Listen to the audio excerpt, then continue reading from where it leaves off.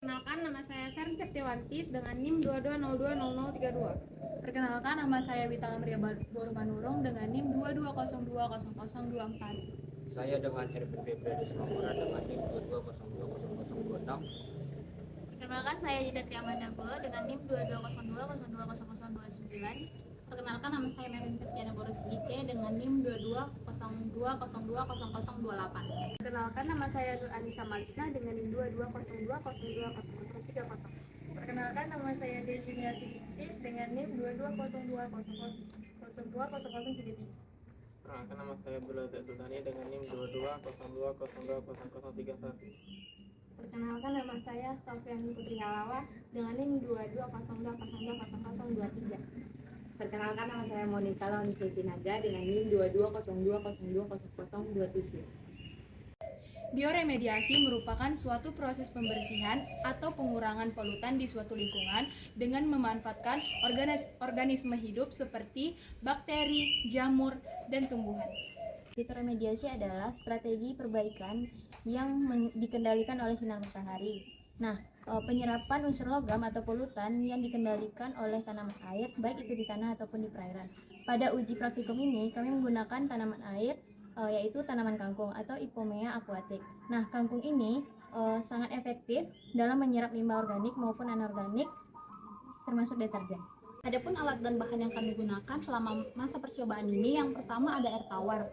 Air tawar ini kami gunakan sebagai media utama untuk melarutkan deterjen serta sebagai lingkungan hidup bagi tanaman kangkung selama masa percobaan. Yang kedua ada wadah plastik. Wadah plastik ini kami gunakan untuk menampung air yang telah dicampur dengan deterjen serta sebagai tempat untuk tanaman kangkung.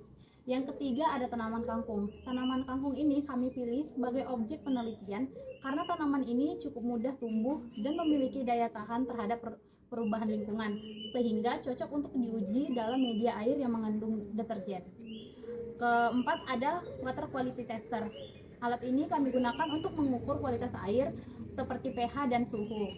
Yang kelima ada deterjen. Deterjen ini berfungsi sebagai bahan pencemar dalam percobaan ini. Yang keenam ada alma mater. Alma mater ini kami gunakan sebagai simbol identitas dan tanggung jawab kami selama melakukan penelitian ini. Selanjutnya itu prosedur. Yang pertama, siapkan 3 wadah plastik dan 300 gram tanaman kangkung. Terus bagi tanaman kangkung setiap wadahnya itu 100 gram. Selanjutnya yang kedua, isi wadah dengan deterjen bubuk. Jadi itu dibagi 4. Yang pertama ada 5 gram kontrol, selanjutnya 5 gram deterjen bubuk, 25 gram deterjen bubuk, dan terakhir 50 gram deterjen bubuk. Dan kemudian tambahkan air tawar hingga 3/4 wadah lalu diaduk. Yang ketiga, ukur parameter pH, suhu, dan kekeruhan larutan awal sebagai data T0. Yang keempat, masukkan tanaman kangkung ke dalam wadah. Kemudian letakkan di ruangan yang terpapar cahaya meski tak langsung dan harus seragam kondisinya. Terus yang terakhir, yang kelima, lakukan pengukuran parameter selama 7 hari dengan mendokumentasikan foto. Pada hari ke-0 hingga hari kedua dengan konsentrasi 5 gram, daun terlihat hijau segar, akar mulai tumbuh dan pertumbuhan normal. Namun pada konsentrasi 25 gram, daun mulai pucat, akar kusam dan pertumbuhan melambat. Untuk konsentrasi 50 gram, daun kusam dan sebagian layu, sebagian masih hidup dengan akar yang rusak.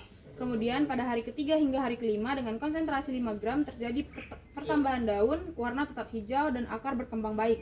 Sebaliknya pada konsentrasi 25 gram daun menguning sebagian dengan tepi mengering dan pertumbuhan melambat. Sementara itu pada konsentrasi 50 gram daun menguning total, akar busuk jelas dan tidak ada pertumbuhan. Pada hari ke-6 hingga hari ke-7 dengan konsentrasi 5 gram daun sehat, pertumbuhan stabil dan tunas baru muncul. Namun pada konsentrasi 25 gram banyak daun gugur dan tidak tumbuh tunas baru. Untuk konsentrasi 50 gram masih ada daun yang hijau, batang sebagian membusuk dan tidak ada pertumbuhan. Parameter pH pada hari ke-0 pH mulai dari 7,2. Kemudian pada hari ke-1 sampai hari ke-2 pH naik sehingga menjadi 7,8, yaitu menunjukkan peningkatan aktivitas mikroorganisme atau perubahan kimia di awal proses. Pada hari ke-3 sampai hari ke-7 pH berfluktuasi turun perlahan dari 6,8 menjadi 6,6. Ini bisa disebabkan oleh penguraian bahan organik menghasilkan asam. Lalu parameter suhu. Suhu relatif stabil pada rentan 26,3 sampai 28,6. Perubahan kecil dapat disebabkan oleh fluktuasi suhu lingkungan atau ruang. Suhu cenderung naik sedikit di hari ke-5 dan ke-6, kemudian stabil.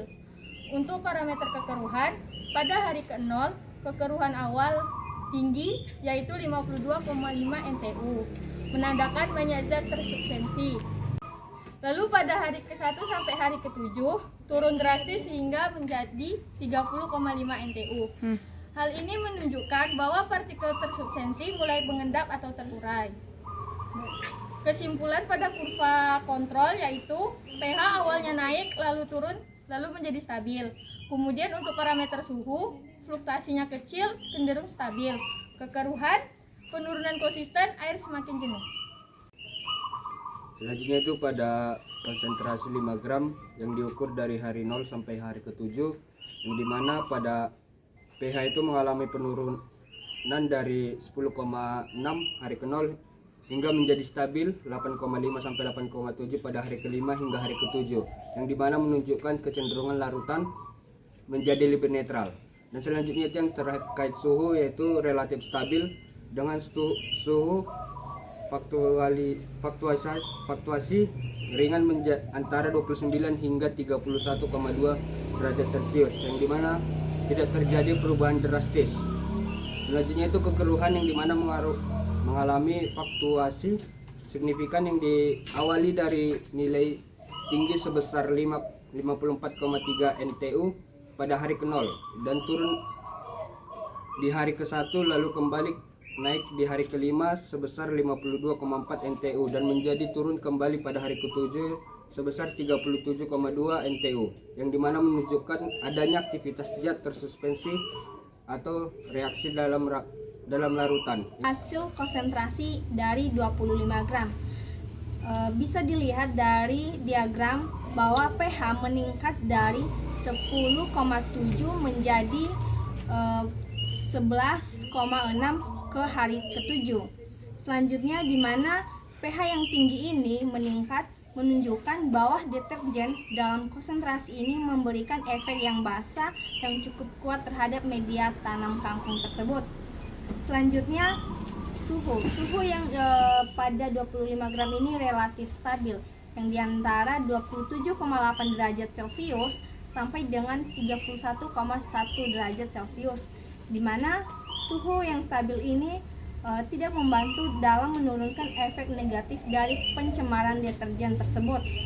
Selanjutnya kekeruhan dari yang konsentrasi 25 gram ini juga meningkat drastis dari yang 38,9 NTU menjadi 311 NTU, di mana kekeruhan yang meningkat ini menunjukkan bahwa air di media itu menjadi semakin keruh yang bisa disebabkan oleh kerusakan jaringan tanaman tersebut, dan juga pecahnya senyawa deterjen menjadi partikel yang tersuspensi yang tidak dapat diurai dengan baik oleh tanaman kangkung tersebut.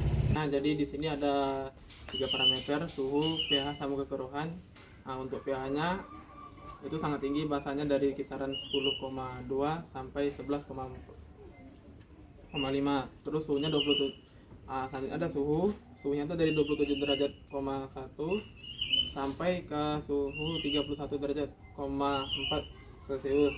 Terus kekeruhannya itu mulai dari 1393 NTU meningkat menjadi 1650 NTU.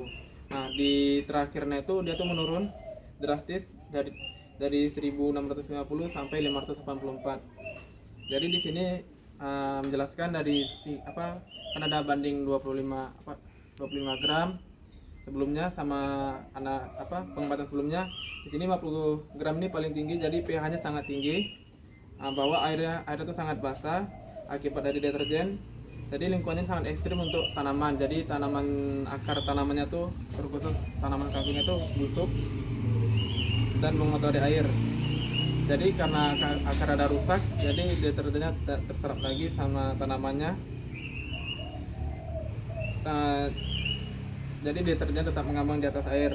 Nah, dari penurunan drastis kekurangan di hari ke-7 bukan karena fitoremediasi, melainkan kemungkinan besar oleh sebab matinya tanaman tersebut.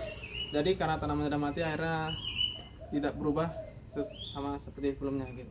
Efektivitas penggunaan tanaman kangkung pada air yang tercemar limbah deterjen. Berdasarkan hasil pengamatan selama 7 hari terhadap tanaman kangkung atau Ipomoea aquatica yang ditanam dalam media tercemar deterjen dengan konsentrasi 5 gram, 25 gram, dan 50 gram. Diketahui bahwa efektivitas kangkung dalam melakukan fitoremediasi sangat bergantung pada tingkat pencemaran. Penelitian ini sejalan dengan temuan Sulaiman et al. 2017 yang menyatakan bahwa kangkung efektif menyerap polutan dari limbah rumah tangga pada kadar rendah hingga sedang. Astuti et al. 2019 juga mengemukakan bahwa konsentrasi deterjen di atas ambang batas 30-40 ppm dapat menyebabkan toksisitas pada tanaman air termasuk klorosis dan kerusakan jaringan akar. Iswanto et al. 2016 menambahkan bahwa efektivitas fitoremediasi kangkung menurun drastis pada kadar tinggi pencemar karena gangguan metabolik dan kerusakan sel tanaman. Dengan demikian dapat disimpulkan bahwa kangkung merupakan tanaman fitoremediator yang efektif untuk limbah deterjen dalam konsentrasi rendah, namun tidak mampu bertahan dan melakukan remediasi dengan baik pada konsentrasi yang lebih tinggi.